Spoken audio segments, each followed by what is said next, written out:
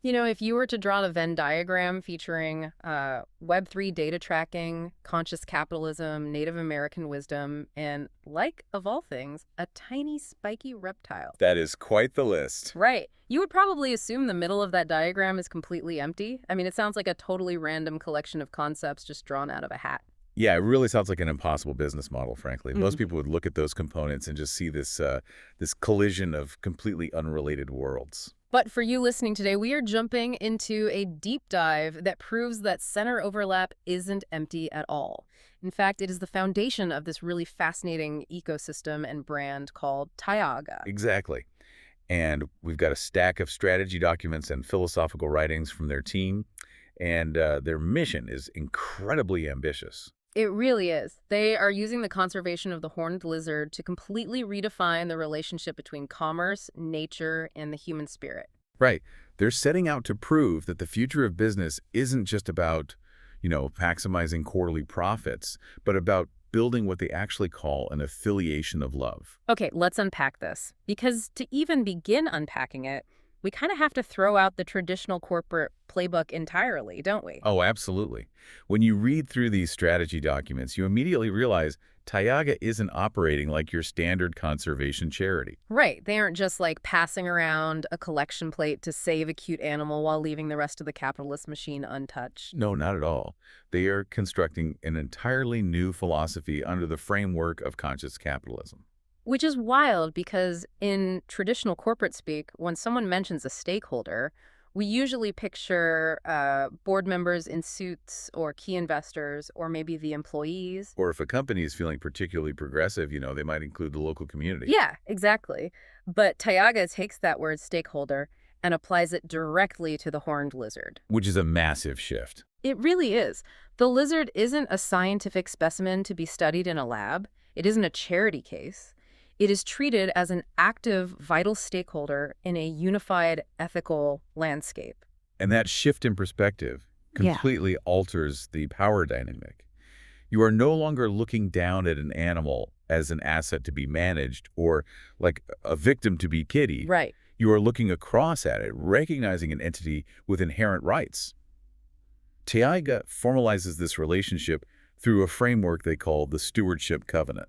And the language they use in this covenant is genuinely striking. I mean, they frame the protection of the horned lizard as an act of radical hospitality. Radical hospitality, I love that term. Right, because instead of a clinical, sterile approach to conservation, just putting up a fence and leaving it alone, they document the lizard's tenancy on the land. They explicitly honor the lizard's ancient right to the soil. Exactly. It makes me think about the difference between a landlord and a host. Like a landlord will grudgingly fix a tenant's sink just because they are legally obligated to avoid a lawsuit. Right, they do the bare minimum. The property is just a line item on a spreadsheet for the landlord. A necessary annoyance. But practicing radical hospitality, I mean, that's like hosting a VIP guest in your own home. You don't just fix what's broken, you actively anticipate their needs. You make the environment welcoming, you honor their presence. Antaya is building a conceptual alternative society that they call the Weird City, where these horned lizards serve as its primary biological mascots. Which introduces a really fascinating way they measure success. They look at the health of these lizards, and specifically the thriving of their essential food source, which is the harvester ant. Yeah, and they call this health indicator their cold news metric. Okay, so if the lizard is a stakeholder and their health is a cold news metric, doesn't that completely flip the traditional corporate KPI on its head? What's fascinating here is how it removes the ability to manipulate the narrative. I mean, think about how traditional corporations treat their environmental impact. It's usually viewed as a penalty, right? Exactly. An externality, a regulatory fine, or just an ESG checkbox ticked by the PR department to avoid bad press. And you can spin that kind of data. Oh, for sure. You can buy carbon offsets to make your spreadsheet look green while still polluting. But Taiga makes the biological reality, the actual living health of the lizard and those harvester ants, the core benchmark of their success.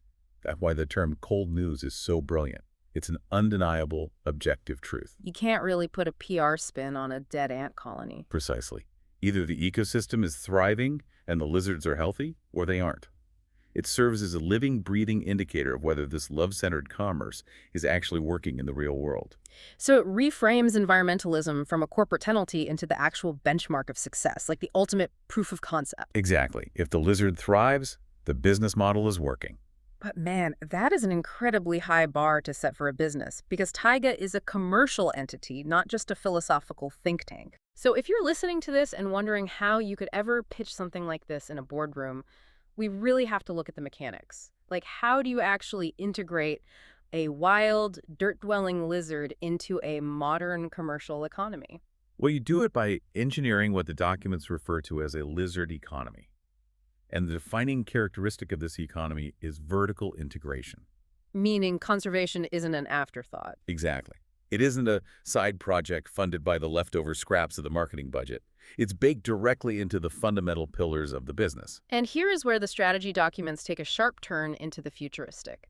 Taiga acts as an intellectual hub for this economy, and they manage it using Web3 data and NFTs. Yeah, they use these digital tokens to represent individual lizards, creating a decentralized tracking system for what they call their conservation fleet. Okay, I have to pause here and express some serious skepticism on behalf of everyone listening, because when I hear NFTs and Web3 tracking of a fleet of lizards, my brain immediately flashes to overpriced JPEGs of apes. Oh, I know, it sounds completely wild. Right. It sounds like tech bro jargon layered over a glorified petting zoo. I mean, how does an NFT actually help a physical, breathing lizard out there in the desert dirt? I had the exact same reaction reading the initial brief. It sounds like two buzzwords just colliding. But when you dig into the structural design, the Web3 technology isn't a gimmick. It is the financial and operational engine of the whole endeavor. Okay, let's break down those mechanics then. So they aren't just selling digital art for profit. By tying a smart contract, an NFT, to an individual lizard or a specific grid of conservation habitat, you are creating a direct, verifiable link between the digital funding and the physical reality. Oh, I see. Yeah, it creates a closed-loop economy based on verifiable credentials. So if I buy an NFT, the smart contract automatically dictates where those funds go. Yes. Web3, by its very nature, is a public ledger. It provides absolute traceability. Earlier, we talked about how traditional corporate metrics are often obscured by creative accounting. Right. In this lizard economy, the blockchain acts as an unhackable receipt. You can see exactly how the capital generated by the intellectual hub is deployed into the dirt. Wow. And they pair this Web3 engine with a foundational structure they call the 301 Nonprofit Connector Hub. I want to clarify this for the listener because we all know what a 501c3 nonprofit is, but 301 sounds like, I don't know, a proprietary designation. It is. It's their specific architectural model for a hybrid entity.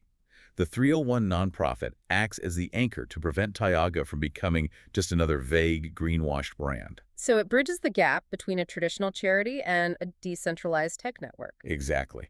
And it runs on a protocol they refer to as Code 2400. Which, according to the sources, is actually less about computer programming and more about a standard of radical transparency. That's the perfect way to describe it. Code 2400 is their operational blueprint for what they call a glass box organization. A glass box. You see, in a glass box, both the hard science of the conservation work and the spirit of the brand are entirely visible to everyone on the outside. So every dollar generated through digital assets or like ethical merchandise or promotional events flows through this transparent Code 2400 infrastructure to fund real-world action. Right. And the promotional events mentioned in the sources are fascinating in themselves.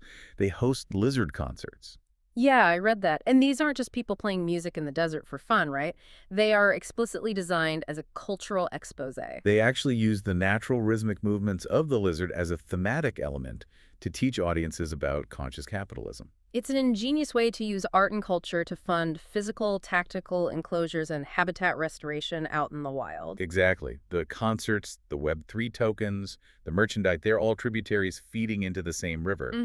The transparent architecture of the glass box ensures that the digital excitement directly builds the physical tactical enclosures. It's making the invisible work of conservation completely visible and fundable. Yes, they are deploying a highly modern, decentralized tech solution to solve a very ancient earthly problem. So now that we understand the mechanics of how the lizard economy is funded and tracked through this glass box transparency, we have to look at what that money actually does when it hits the ground. Right. How do they physically interact with this ecosystem? Because they don't just build fences, they operate under a philosophy they call the love protocol.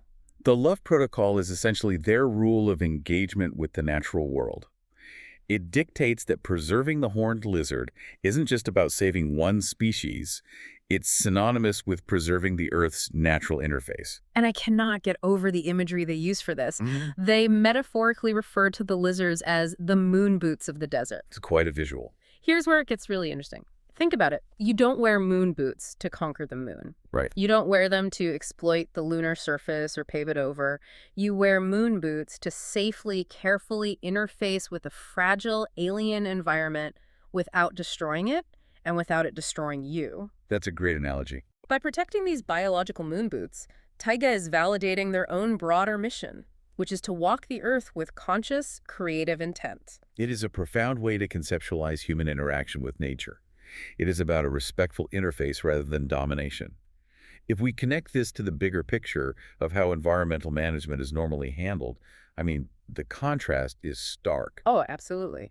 Traditional agriculture and even plenty of well-meaning conservation efforts often rely on what is essentially warfare against the environment. Right. Like if an invasive species moves in, the standard human response is to eradicate it as quickly as possible. You chemically bomb the area with pesticides, wipe the slate clean, and just hope the good stuff eventually comes back. Which almost always creates collateral damage, weakening the entire soil biome. But Taigaga's love protocol focuses entirely on nonviolent restoration. Right. Take the invasive fire ant, for example, which is a massive, deadly threat to the horned lizard's ecosystem. Instead of pouring toxic chemicals into the soil to poison the fire ants, Taiga invests heavily in harvester ant sanctuaries. Because the harvester ant is the natural native food source for the horned lizard. Yes, but crucially, the harvester ant also naturally competes with and combats the invasive fire ants. They fight for the same territory and resources. Oh, wow. Yeah, so by bolstering the native harvester ants, taiga is facilitating a natural defense mechanism. They are creating what the documents explicitly call a marketplace of protection rather than exploitation. So instead of playing God with synthetic pesticides, they are essentially boosting the ecosystem's own immune system. You give the native defenders the resources they need to win the turf war organically. Exactly. It requires significantly more patience, continuous observation, and a deep respect for the existing biological network than just, spraying a chemical from a crop duster. Yeah. It is the literal definition of nonviolent restoration in action. That is incredible. And if you're listening to this on your commute or at your desk, think about how often your own industry defaults to the chemical bombing approach to problem solving. Like just nuking an issue for a quick fix rather than doing the slow, patient work of nonviolent restoration. It's a completely different paradigm. It really is. Now, up to this point, we've been firmly planted in the gritty, harsh, survivalist environment of the desert floor. But the source material reveals that Taiyaga's vision physically scales upward. And does. They track a specific species of this lizard into an entirely different terrain, and the whole narrative shifts with it. Yeah, it moves from a localized desert effort to a massive geographical expansion. They turn their focus to the mountain short-horned lizard. Right. And when you shift your gaze from the desert floor toward the mountains, you are quite literally ascending. And as you ascend, the core theme of the project evolves from mere survival to resilience and sanctuary. It's almost like leveling up in a video game. How so? Well, you start in the harsh desert, where the mechanics are all about just finding enough water and avoiding predators' pure grit and survival. But as you climb to 10,000 feet, the rules of the game change entirely. The sources describe the mountain shorthorn species as a miracle of design. And when you look at the biology, it truly is. Yeah, this creature survives at 10,000 feet in elevation and gives birth to live young in freezing forests. That lizard is built different. The biological adaptations are staggering. Mm. Most reptiles, as cold-blooded creatures, rely on external heat to incubate their eggs in the warm dirt, right? Yeah. So to have a reptile species adapt to a freezing high-altitude forest by internally thermoregulating and giving live birth is a profound marvel of evolution. It's unbelievable. But what Taiga recognizes is that this vertical movement isn't just about celebrating biology. It mirrors a shift in consciousness. It represents a transition from the heavy, grounded grit of the earth to the clarity and elevated perspective of the mountain air. And geographically, the range of these mountain species perfectly follows the continental divide, the Great Divide, the literal backbone of the continent. The strategy documents refer to this geography not just as a line on a map, but as a watershed moment. Tioga positions its project as the divide connector. Oh, I like that. Yeah, by expanding their efforts to house and protect both the desert dwellers at the bottom and the mountain dwellers at the top, they aren't just working in isolated patches of dirt. Yeah. They are creating a massive, interconnected, bioregional hub that spans the entire American West. It physically unites the brand's efforts across thousands of miles and thousands of feet of elevation. But this incredible biological resilience at 10,000 feet isn't just a scientific anomaly. No, it's not. The documents highlight that it perfectly mirrors the deep cultural and spiritual history of the American West, which brings us to the final and maybe most profound layer of this entire ecosystem. This is where that 301 nonprofit, the Glass Box we discussed earlier, functioning as the affiliation of love, steps in to act as a cultural bridge. Right. It connects the raw, empirical scientific study of the ecosystem with the spirited indigenous history of the landscape itself. Because the horned lizard has not just been sitting out there waiting for a modern Web3 corporation to notice it, it carries a deeply rooted, ancient legacy. The sources are very specific about this indigenous connection.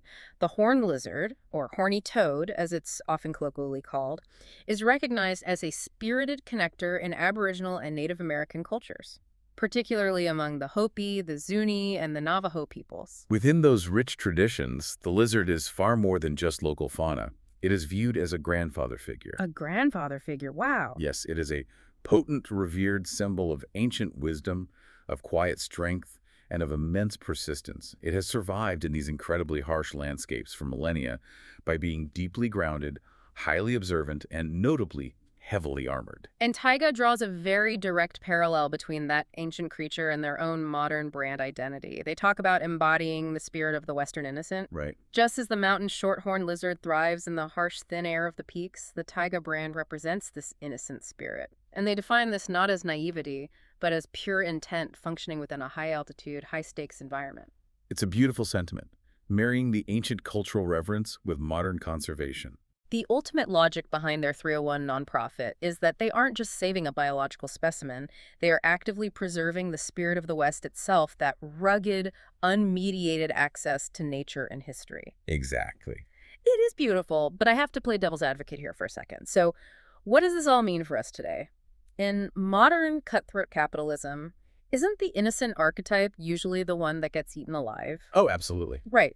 How does pure intent survive in a high-stakes corporate environment without just being crushed by massive competitors who don't care about radical hospitality? This raises an important question, and the answer lies in the exact tension that makes Tayaga's model so revolutionary. Because you are absolutely correct. Pure innocence in a predatory, profit-driven environment usually doesn't last a single fiscal quarter. Yeah, it gets destroyed. But the innocent only survives if it has armor. Think about that horned lizard. It is innocent in its intent. It just wants to eat harvester ants, sit on a warm rock, and exist. But it is covered head to toe in sharp spikes. It is built like a tiny tank. Oh, wow. The physical spikes of the lizard are the metaphor for the business structure. Exactly that. For Tyaga, their pure intent is their affiliation of love. It's their commitment to nonviolent restoration and their philosophy of radical hospitality. Right. But their armor, their spikes, is their vertical integration. It is the uncompromising glass box transparency. It is the unhackable Web3 data tracking, the Code 2400 infrastructure, the meticulously engineered lizard economy. That is so smart. They aren't rejecting the sharp tools of modern capitalism. They are mastering them. They're utilizing the most sophisticated cutthroat instruments of the modern business world to form an impenetrable layer of armor around agent wisdom and pure intent. They are literally using the machinery of the system to protect the spirit from the system. That completely reframes how you can approach business. It really does. Okay, we Yeah. have covered some serious ground today. We started by looking at how a brand could take a tiny reptile and treat it not as a charity case, but as an active, literal corporate stakeholder. We did. We explored the weird city, where the objective health of harvester ants acts as the ultimate cold news metric of success, cutting through any PR spin. We also unpacked the mechanics of the lizard economy, detailing how Web3 tokens act as the financial engine for a glass box nonprofit, turning digital transparency into physical tactical enclosures. And we saw how the love protocol favors nonviolent restoration, boosting nature's own immune system, rather than resorting to chemical warfare against the environment. Right. Then we scaled the Continental Divide, following the miracle of design up to 10,000 feet to see how Tioga is building a bioregional hub. And finally, we explored how all of this advanced science and decentralized commerce is ultimately designed to be the armor for the spirit of the Western innocent, honoring the lizard's ancient role as a grandfather figure in Native American wisdom. It is a comprehensive, radical blueprint for redefining how we measure success and how we value the natural world around us. It demands a completely different way of looking at our own impact, which leaves you, listening right now, with something pretty wild to chew on as you go about your day. For sure. If a brand like Tioga can build an entire technologically advanced lizard economy simply by viewing a tiny reptile as an active stakeholder with an ancient right to the soil, who or what are the overlooked stakeholders in your own life or industry, and what would happen if you stopped managing them and started treating them with radical hospitality? All right, welcome. Today, we're diving into a really fascinating conservation puzzle. How exactly do you build a thriving fleet for two of the most specialized lizards in the American Southwest? And let me tell you, this isn't just about saving a species. It's about understanding and basically recreating their entire world down to the tiniest detail. Okay, let's just jump right in with the one question that always gets everyone's attention. I mean, seriously, how do you build a sanctuary for a lizard that shoots blood from its eyes? Because when one of your subjects has a defense mechanism straight out of a sci-fi movie, you just know you're dealing with a one-of-a-kind engineering challenge. So, our whole mission, right, it centers on these two incredible animals. You've got the Texas horned lizard and the round-tail horned lizard. Now, they might look kind of similar at first glance, but believe me, they are masters of completely different domains. And understanding that difference, well, that's everything. Next up, we're going to decode what we call their evolutionary interfaces. Now, what does that even mean? It's really all about how each of these lizards has developed a completely unique set of tools to survive and, thrive in the exact same harsh, sun-baked landscape. It's pretty amazing. This slide just lays it out perfectly. On one side, you have the Texas horned lizard Phrynosoma cornutum. We call it the biological tank because of its super aggressive defense. And on the other side, the round-tail horned lizard Phrynosoma modestum, aka the mimic, an absolute master of just disappearing. I mean, we're talking about two totally different game plans for staying alive. The biological tank's whole strategy, it's all about being proactive. Its most famous trick, of course, is that blood-squirting thing it does from its eyes. It's a wild and, frankly, super effective way to freak out a predator like a coyote. Its spiky armor isn't just for looks either. It breaks up its body outline, making it hard to spot. And to get warm, it just flattens itself out like a little living solar panel to soak up that desert sun. Now compare that to the mimic. Its defense is to do, well, almost nothing at all, and it's brilliant. It just hunches its back, tucks in its legs, and suddenly it's not a lizard anymore. It's just another weathered limestone pebble. Its whole game is background matching. The scientific term is lithophilic, or stone-loving, and its skin is a perfect match for the rocky ground. It doesn't fight its environment, it literally becomes a part of it. And get this, these strategies aren't random. They are perfectly tailored to their very specific homes. The Texas horned lizard, the tank, it loves sandy, grassy areas where its disruptive camouflage works best. But the roundtail, the mimic, it needs those rocky, pebbly hills of the super arid Chihuahuan desert to pull off its disappearing act. And it can handle way, way higher temperatures too. So, with all that biological intel, how in the world do we design the perfect captive environment? You've got to think of it like you're building a custom concert venue for a massive rock star. The stage, the habitat, has to meet every single one of their demands. If it doesn't, the performance and their health is just going to tank. For our little biological tank, here is a number that is absolutely non-negotiable: 4 to 6 inches. That's the minimum depth of loose, sandy soil it needs. And why? It's because it burrows to sleep, to hide, and to control its body temperature. Without that depth, it simply can't survive. It is a critical make-or-break design requirement. And this right here just proves it. One size does not fit all. Not even close. Our substrate science has to be incredibly precise. We need deep, loose sand for the burrower, and we need a stage of pebbles and gravel for the mimic. You can't fake this stuff. The environment has to empower their natural survival instincts, even when they're in our care. Okay, now we're getting to the absolute crux of this entire operation. This is the make-or-break factor. Forget the soil, forget the temperature for just a second. There is one thing, one single factor, that represents the single point of failure for this whole conservation effort. And the reason why is a big word: Myrmophagus. Yeah, I know, it's a mouthful, but all it means is that these guys are incredibly specialized anteaters. Their entire biology, their whole system, has evolved over thousands and thousands of years to depend on one very specific type of food. So here's the bottom line. The most critical interface, the most important connection these lizards have with their world, it's not the dirt, it's not the rocks, it's their food source, specifically the harvester ant. And this isn't just a preference, it is a biological necessity. And here's why this is such a huge deal. Harvester ants provide essential compounds, things like chitin and formic acid, that the lizard's digestive systems are built to process. Without them, their gut health just collapses. This is hands down the #1 reason they fail in captivity. So for our project, the top strategic priority becomes crystal clear. We have to ensure a constant, reliable supply. And that means we need to seriously prioritize automating a breeding program for the ants themselves. It's the logistical linchpin of the whole operation. You know, getting it right inside Chuck's barn, our conservation hub, that's awesome. But it's really only half the story.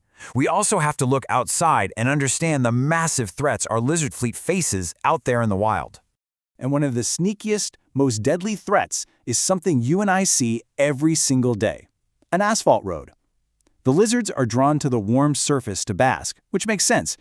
But when a car comes, what do? Their primary defense kicks in. They freeze. And on a road, that instinct becomes a fatal flaw.